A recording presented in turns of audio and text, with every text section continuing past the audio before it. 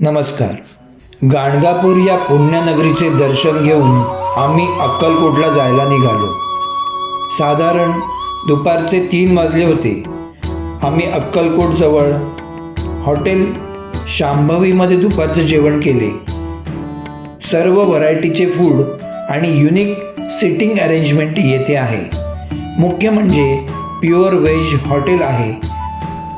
दुपारच्या जेवणानंतर आम्ही हॉटेल रूममध्ये जाऊन थोडा आराम केला व संध्याकाळी स्वामींच्या दर्शनाला निघालो.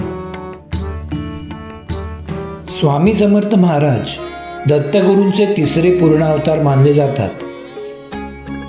मी नृसिंह भान असून श्री शैलम जवळील कर्दळी वनातून आलो आहे. हे स्वामींच्या तोंडचे उद्गार नृसिंह सरस्वतींचा अवतार असल्याचे सुचवतात. इसवी सन 1856च्या सुमारास स्वामी अक्कलकोट नगरीत आले. मंगळवेढ्याहून पहिल्यांदा जेव्हा त्यांनी अक्कलकोट नगरीत प्रवेश केला तेव्हा त्यांनी गावातील खंडोबा मंदिरात मुक्काम केला. तो दिवस चैत्र शुद्ध द्वितीया शके 1778 अनल नाम संवत्सरे रविवार दिनांक 6 एप्रिल 1856 हा होता. प्रथम आपण स्वामींच्या वटवृक्ष मंदिरात जाऊन दर्शन घेऊया. मंदिरापर्यंत जाण्याचा मार्ग थोडा अरुंद आहे आणि फुलांची दुकाने, प्रसादाची दुकाने, स्वामींच्या प्रतिमा आणि मूर्त्या यांची दुकाने यांनी नेहमी गजबजलेला असतो. वेगवेगळ्या राज्यातून भाविक येथे मोठ्या प्रमाणावर येत असतात. या वटवृक्षाखाली स्वामी ध्यानाला बसत. त्यांनी त्यांच्या ऐतिहासिक अवताराची समाप्ती याच वृक्षाखाली केली होती. वटवृक्ष मंदिर परिसरात स्वामींची ही मोठी प्रतिमा पाहायला मिळते.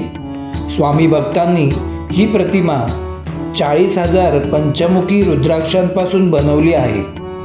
आता आपण आलो आहोत स्वामींच्या समाधी मठ या ठिकाणी. 1878 साली याच मंदिरात स्वामींनी समाधी घेतली. या मंदिराच्या तळघरात आजही स्वामींचा देह आहे. समाधी मंदिराच्या बाजूलाच स्वामी भक्त चोळप्पा महाराजांचा वाडा आहे. याच वाड्यात स्वामींनी पुनर्जीवित केलेली विहीर दिसेल. तसेच येथे स्वामींचा अंगरखा, रुद्राक्षमाळ व पादुकांचे दर्शन घेता येते. समाधी मंदिरापासून 5 मिनिटाच्या अंतरावर खंडोबा मंदिर आहे. हे स्वामींचे आगमन स्थान.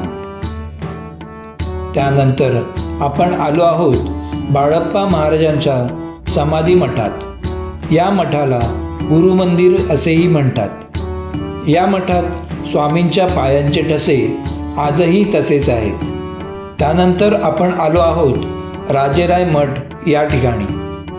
अतिशय शांत, स्वच्छ व सुंदर असा हा मठ आहे. या मठाची संपूर्ण माहिती आणि श्री स्वामी समर्थांची 108 नामावली तुम्हाला स्क्रीनवर दिसत असेल. व्हिडिओ पॉज करून तुम्ही स्क्रीनशॉट घेऊ शकता. अक्कलकोटला आल्यावर प्रसादालयामध्ये खूप रांग असेल तर तुम्ही राजेराय मठात उत्तम जेवणाचा लाभ घेऊ शकता.